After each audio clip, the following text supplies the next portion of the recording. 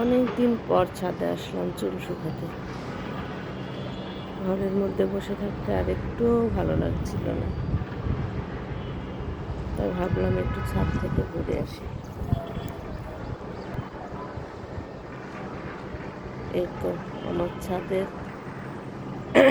বাসার ছাদের থেকে এই ভিউটা দেখা যায়, যেটা আমার ভীষণই প্রিয়। এই বিল্ডিংটার পিছনে ঠিক আমার ভাইয়ের বাসা। এখানে কিছু গাছ আছে। মেনলি আসলে এসেছি কাপড়গুলো উঠোতে। শীতের কাপড় আর ছাদে না শুকালে ভালো লাগে না, একদম সুন্দরভাবে শুকিয়ে যায়। পাতলা এগুলো, ব্ল্যাঙ্কেটগুলো, চাদর, মোটা জ্যাকেট, এগুলো আসলে ছাদের এই কড়া রোদ্দুরেই বেশি শুকায়। তো গোসল করে আসছি, রোদ্দুরটা এত মজা লাগছে আমার, ভীষণই ভালো লাগছে।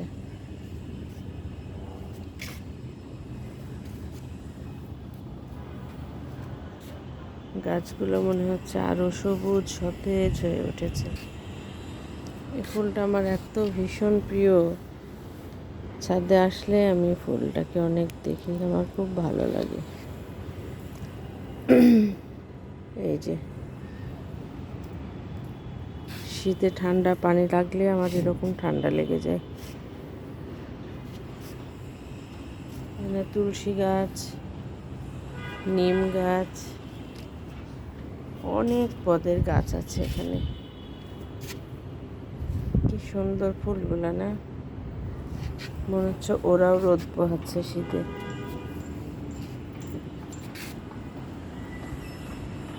গাছগুলো বেশ সুন্দর তরতাজা হয়ে উঠেছে।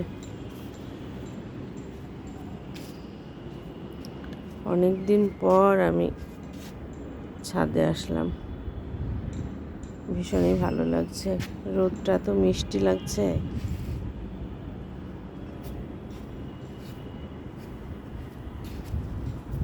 গাছ আছে, প্রচুর গাছ আছে।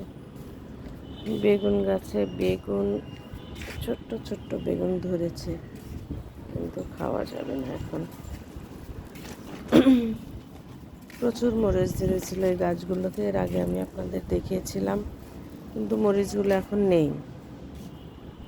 পেঁপে গাছ, ছোট্ট ছোট্ট, এটা বোধহয় ঘাস ফুল, এটা কি গাছ জানি না আমি, এটা লেবু গাছ সম্ভবত, এটা ড্রাগন ফুলের গাছ। তুলসী পাতা। চলেন আপনাদেরকে আরও একটা সুন্দর জিনিস দেখাই। পানের সঙ্গে যে সুপুরি খাই না, সে পানের সুপুরি এখানে শুকোতে দেওয়া হয়েছে।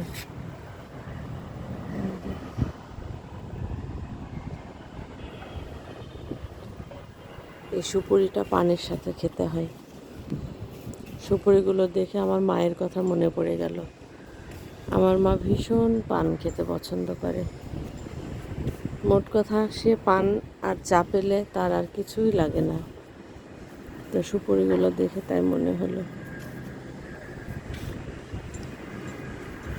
তো আমার বাসা থেকে এই হলো ভিউ। ভালোই লাগে মাঝে মাঝে ছাদে আসতে। আর রোদ্দুরটা তো আরও ভীষণই মিষ্টি লাগছে আমার কাপড়গুলো মোটামুটি শুকিয়ে গেছে। কাপড়গুলো নিয়ে এখন বাসায় চলে যাব।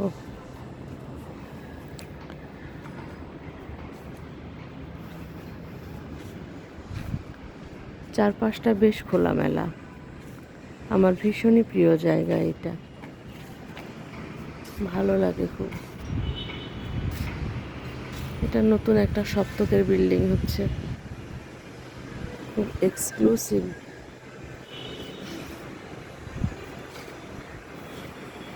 এটা সুরের ধারার মাঠ,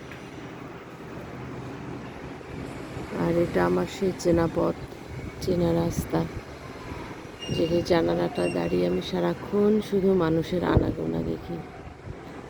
রিক্সাওয়ালা বসে থেকে গল্প করে, একটা চাওয়ালা সন্ধ্যায় এসে বসে চা বিক্রি করে,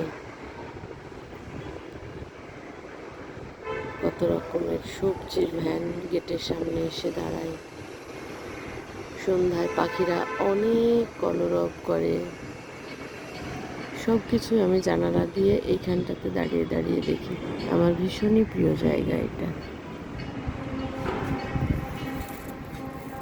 চলেন আমার বড় আপার বাসাটা দেখায়। এই পাশটা, এখানে এই বিল্ডিংয়ের ঠিক পাশে আমার বড় ভাইয়ের বাসা।